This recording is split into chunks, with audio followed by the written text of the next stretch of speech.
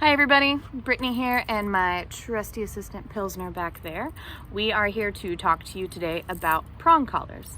Prong collars can be a really great training tool when used appropriately. I want to emphasize it as a training tool. It is not meant to be your dog's everyday collar. When used appropriately, the end goal is that you shouldn't need it anymore. Sometimes they can be really helpful with some of our bigger dogs, maybe thick-neck dogs. If they're pulling like crazy on their flat collar and you just can't get any kind of response out of them and they're choking themselves, sometimes it's good to go to one of these collars for a time. I want to emphasize if used properly and if fitted properly.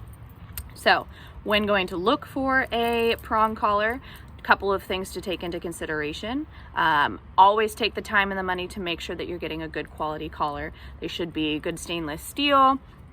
You'll notice the ends of this collar are rounded, so they took the time to make sure that they're not sharp.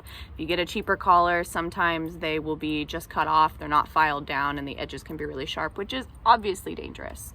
I'm going to show you how to fit one properly. You should never be able to slide the collar over their dog's head. So this is how you clamp it, unclamp it. When you're pinching these shut, they go in and out. So this collar might look small, but it is actually fitted for Pilsner. So when I put it on him, I unhook it, put it around his neck, hook it back up. So I'll show you. Pilsner, come. Good boy. Come, come. Can you sit? Yes. So if you're going to buy a collar and you get one that's bigger and you can fit it over your dog's head, it is too big. If your collar is too loose, you'll notice that when you give a correction, if you have it down here and it's loose, when you pull, it goes all the way up. So what happens is these links, you'll see, can touch and it will actually pinch their skin, which can cause harm, a significant amount of pain and discomfort. So we don't want it loose like that. Good boy. So make sure if you're buying a collar, it's fitted properly. You can buy extra links. Nope, sit down, I'm not done. You can buy extra links, and then if you do get one, good boy, good sit. A lot of the times you can remove links, whoops, to make it smaller if you needed to fit it properly.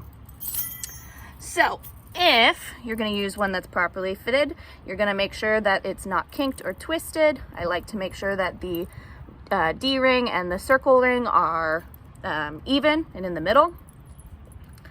What you're going to do is you're going to put it underneath their neck, right behind their ears. You want it higher up on the neck so that it's not going to choke them. If it's too far down here, it's probably too loose and it's going to cause restriction on their windpipe rather than the attention that you want to get right here. So I've got the two rings. I can hook them together. You're going to go with the direction of the prongs to twist it around. And now I've got these on the back end. So you'll notice it's fitted. Good boy. It's not loose. It's not moving around. It's got a good spot on his neck.